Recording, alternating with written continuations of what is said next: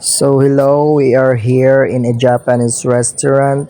So ako lang po yung mag-isang kumakain dito. And then, this is my first time to eat with this kind of food. So ayun, masarap naman.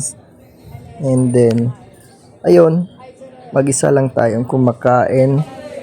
Pero may mga iilan din tayong mga friends like yung mga kasamahan natin sa trabaho na kumakain dito. So may iilan din akong nakikita. So since hindi naman kami close, so di rin ako namamansin. So ayan, patuloy lang tayo sa pagkain habang ini-enjoy yung ganitong klaseng pagkain since first time natin. So yun lang, and then kakain muna ako. So far sarap talaga nito. So yun lang muna, kain muna ako.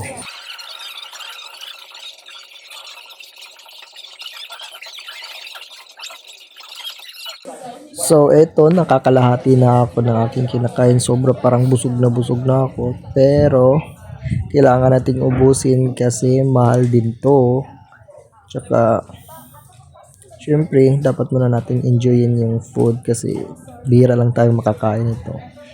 And may mga nakikita din pala akong mga kababayan natin na kumakain dito, hindi lang man mga ibang lahi.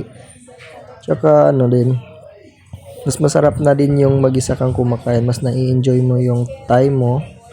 And then wala masyadong mga storbo, kaya patuloy lang akong kumakain dito habang naantay yung oras kasi gawa na ngayon nga lang ako nakalabas sa barko since nung first time kong sumampa. Then ito, nakakain din ng ibang pagkain gawa ng nagsasawa na rin sa pagkain dun sa barko na minsan di naman sa ayaw natin di na ano lang tayo ba, nagsasawa din tayo sa mga pagkain, kaya mas mabuti na din yung paminsan-minsan nalabas din tayo, kumakain tayo ng ibang pagkain sa ibang port na dinadaungan natin. So ngayon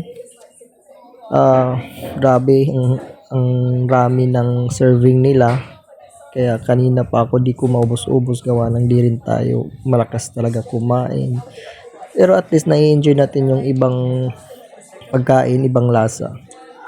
So ngayon, i-enjoyin ko muna.